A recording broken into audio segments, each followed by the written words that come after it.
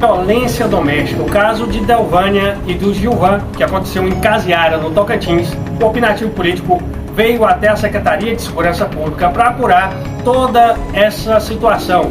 De acordo com a polícia, Gilvan foi preso hoje, nessa quinta-feira, 3 de abril. Confira aí a coletiva de imprensa. Boa tarde a todos, eu agradeço a presença de cada representante da imprensa. Estamos aqui nessa coletiva com o Dr. José Lucas, que é o delegado regional de Paraíso do Tocantins e que conduziu as investigações desse caso. O Dr. Elírio aqui é o nosso diretor de polícia do interior. Bom, a gente vai tratar especificamente desse caso de tentativa de feminicídio contra a Delvânia Campelo da Silva, né? Falar um pouco de como foram conduzidas as investigações desse caso e como a Secretaria vem se empenhando em tentar fortalecer o combate à violência doméstica e familiar contra as mulheres aqui no Tocantins. É muito importante essa participação e a divulgação de casos como esse para servir mesmo de exemplo e demonstrar como a polícia vem trabalhando diuturnamente para combater esse tipo de crime. O Dr. José Lucas, desde que tomou conhecimento dos fatos, atuou com bastante diligência, com muito cuidado, e nós afirmamos desde o início que nós daríamos a resposta rápida a esse caso. Contamos com a colaboração importantíssima do Ministério Público, do Poder Judiciário, né, justamente para trazer essa eficiência à investigação e nós conseguimos aí, finalmente, prender esse responsável por esse crime tão grave que chocou a população daquela localidade. E nós vamos continuar respondendo com muita efetividade todo e qualquer crime de violência doméstica e familiar contra a mulher aqui em nosso estado. E que isso sirva de exemplo para todos os demais casos aí, tanto exemplo de eficiência da polícia e também de coibir novas práticas aí desse crime tão nefasto para a nossa sociedade. Vou passar assim como ele chegou a esse responsável no dia de hoje. Primeiramente, boa tarde a todos. Obrigado pela presença. É um caso que gerou muita comoção e repercussão em razão da brutalidade com que ele foi praticado, da elevada e extrema violência. Primeiramente, eu vou passar uma linha, fazer um resumo cronológico de como se deram os fatos e a investigação e, posteriormente, eu vou responder as perguntas dos senhores. Hoje é o 13º dia, a partir da ocorrência do fato, um crime contra a vida, situação complexa, tendo em vista que no local dos fatos só havia autor e vítima, e que hoje a gente está tendo a oportunidade de dar a resposta devida, tanto para familiares quanto para a sociedade. E tudo isso a gente deve principalmente ao esforço dos servidores da Delegacia de Casiara, a todos os meus policiais da 5ª Regional de Paraíso e ao amparo que foi dado pela Diretoria de Polícia do Interior, pela Delegacia Geral e pela Secretaria de Segurança Pública, que entenderam a gravidade da situação, a necessidade de tratar o caso com prioridade e, basicamente, a situação ocorreu no dia 22 de março, no sábado, final de semana, na propriedade rural em que o casal residiu. O fato chegou ao conhecimento da Polícia Civil no domingo, com o registro do boletim de ocorrência aqui na capital.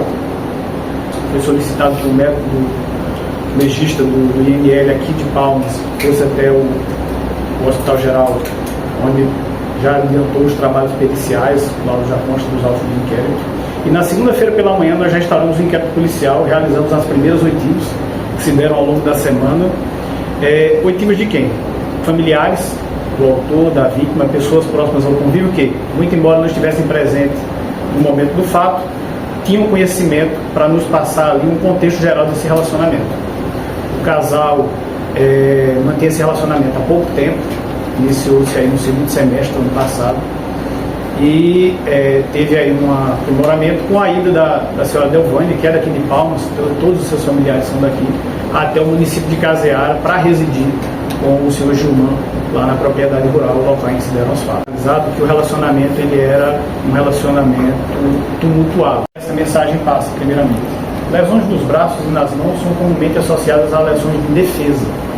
Ninguém que quer lesionar, que quer machucar alguém, vai agir com relação aos braços. Porém, é um movimento instintivo de fazer com que aquela pessoa que está praticando a agressão, ela cesse.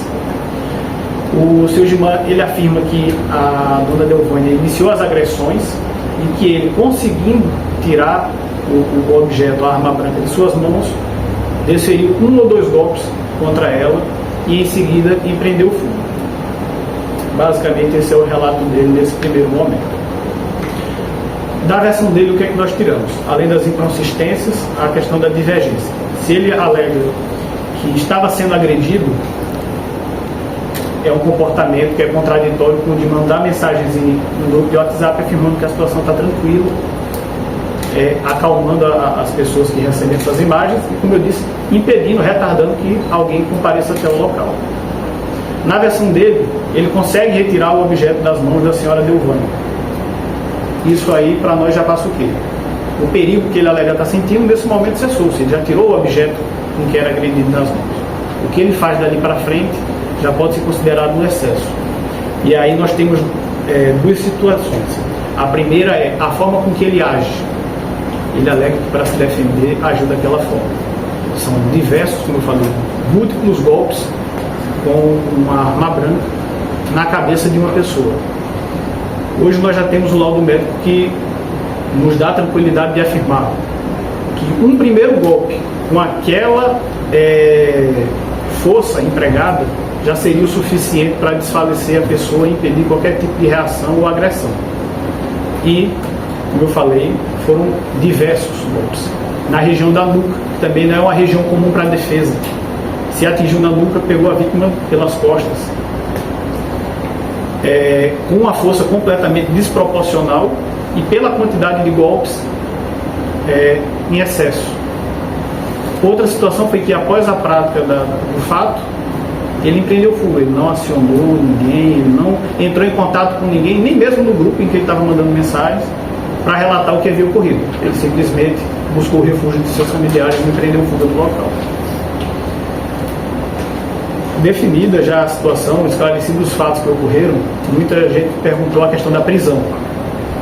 Hoje no Brasil a legislação é muito simples com relação à prisão. As pessoas podem ser presas em flagrante delito ou por uma ordem fundamentada escrita de um juiz de direito.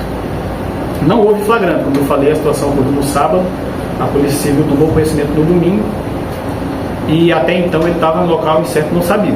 A Polícia Militar não logrou êxito em detê-lo, ele não foi conduzido à nossa central lá em Paraíso.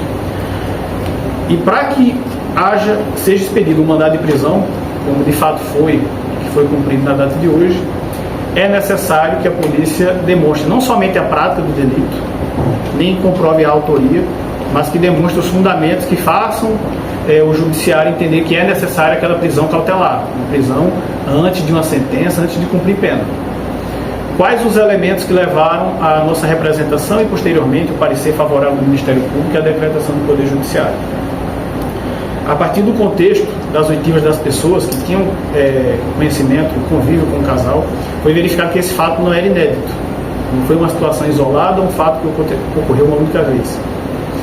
Já havia relatos de uma agressão ocorrida no mês de janeiro, em uma viagem que o casal fez ao estado do Maranhão, e que chegou ao conhecimento não somente da Polícia Militar daquele estado, mas que não houve registro do boletim de ocorrência, como ocorre em muitos casos de violência doméstica e familiar contra a mulher.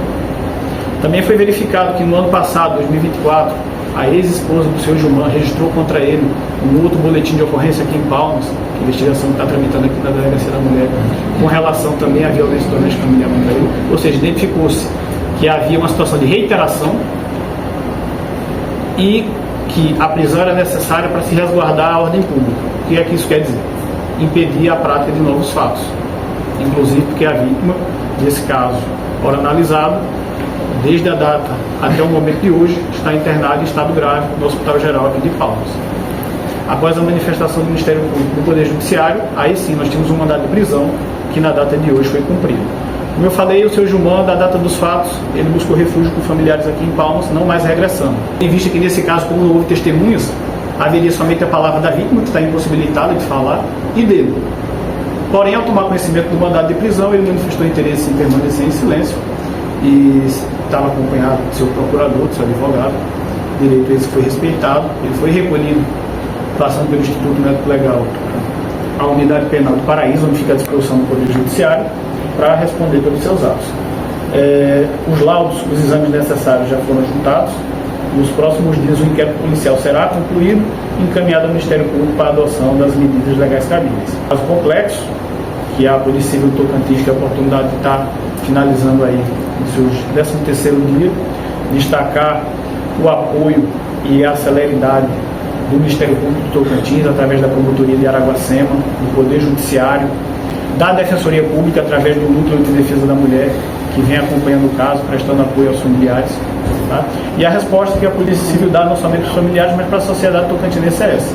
No estado do Tocantins, nenhum tipo de violência será tolerado ou passará impune. Delegado, nós ficamos sabendo do caso, o Astemesa aqui do Opinativo Político, pela advogada da ex-esposa do agressor, no qual ele já tinha ali uma medida protetiva contra a ex-esposa. Qual é o procedimento da polícia nesses casos onde ele já tinha essa medida protetiva e aí ele acaba cometendo um outro crime? Qual é o procedimento quando chega na delegacia? Importante você falar. A medida protetiva é uma medida de extrema importância hoje no ordenamento jurídico. A nossa lei de proteção às mulheres ela é referência mundial.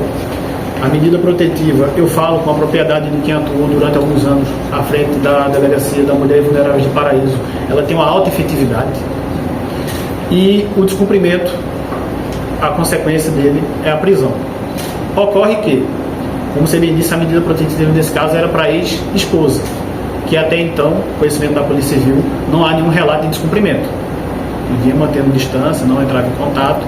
Porém, como eu falei, a existência desse histórico dele, desse outro registro, é um elemento que nos mostra um perfil de uma pessoa que é inclinada à prática de violência contra as mulheres, fundamento esse que foi levado ao pedido de prisão, que teve a concordância do Ministério Público e do Poder Judiciário. Então, mesmo não tendo ocorrido um descumprimento da medida com relação àquela vítima, foi um elemento importante para a decretação da prisão preventiva no caso de Caseado. Delegado, uma pergunta, por favor. Mas em nenhum momento a Polícia Civil se quedou inerte quanto ao caso e todas as diligências possíveis e necessárias foram realizadas.